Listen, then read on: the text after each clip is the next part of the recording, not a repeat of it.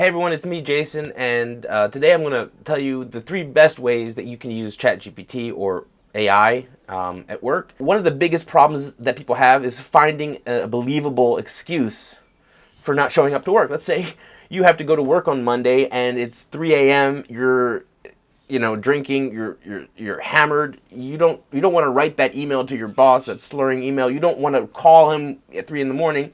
But what you can do is ask ChatGPT to write some excuses for you. And here it's going to give me some excuses, but I'm going to take it one step further. I'm going to say, okay, because the excuses that it gives here are super generic, so you got to drill down a bit, okay?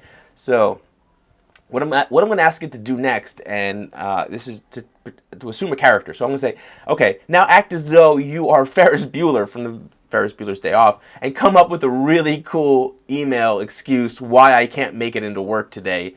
And let's see what that looks like, because I think that's a great use case for. Let's see what it comes up with. Here you go. All right. Here's a Ferris Bueller inspired excuse for you. Hey there, boss. Hate to break it to you, but I've contracted a rare case of acute spontaneous adventurousness syndrome.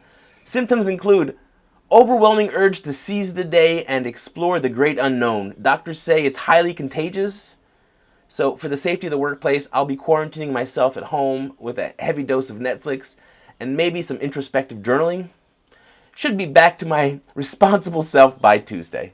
Okay, so to me, coming up with amazing, hilarious excuses, like how many times can your grandmother really die before people realize that you don't have that many grandmothers? So this is a great use case. Ask it to come up, give it a character, make it slightly humorous, funny. It's sort of, I guess it takes the edge off the fact that you're not going to come into work and that your boss is stuck doing your job, your workload. So that's the first thing that I would do. I use it to come up with excuses. And if my boss is watching this, I would never in a million years use this to come up with excuses for why I didn't come into work.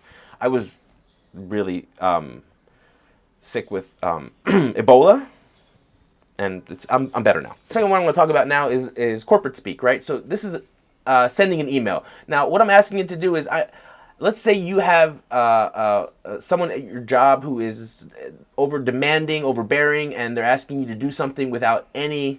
It's like deadline is today, end of day, and there's everything is an emergency, and you want to tell them to go fuck themselves, but you can't say that because you'll probably be fired.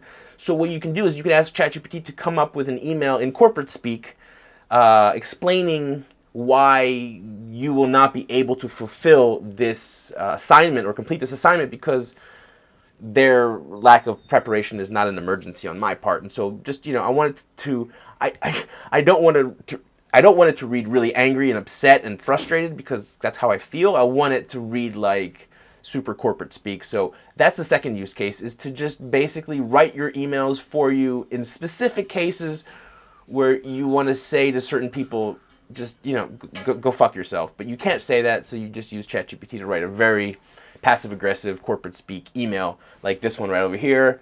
And let's see what it comes up with.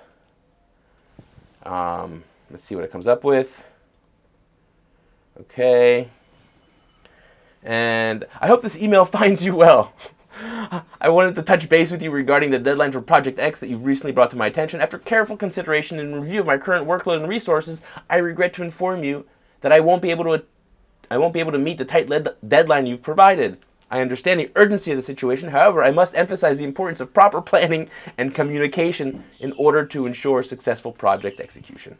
Okay, so again, use case number 2, just have it write a corporate speak email, to people that you are really pissed off at. And finally, the last use case that I think is the only one that actually makes sense is if, and this happens a lot, is let's say someone in the office has a birthday. Let's say it's Nancy from accounting.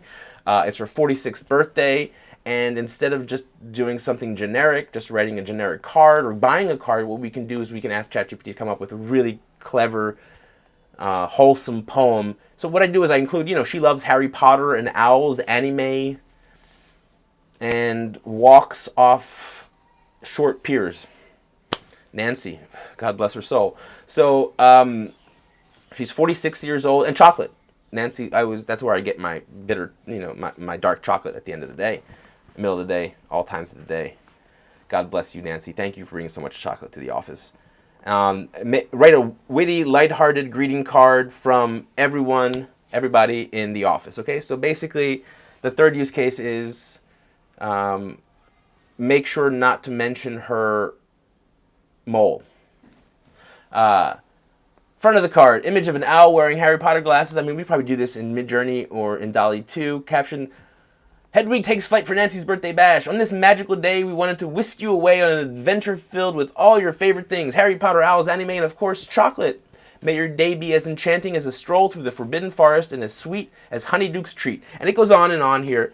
And it's really amazing because it's super personal and Nancy is going to love it. In fact, what you would do is probably also take it into Canva or take it into GPT-4 or whatever, or a different tool, Photoshop, create the card, add the text, boom, it's a personalized, really cool greeting card from everyone in the office. If you have other stuff that you use it for in the office, let me know.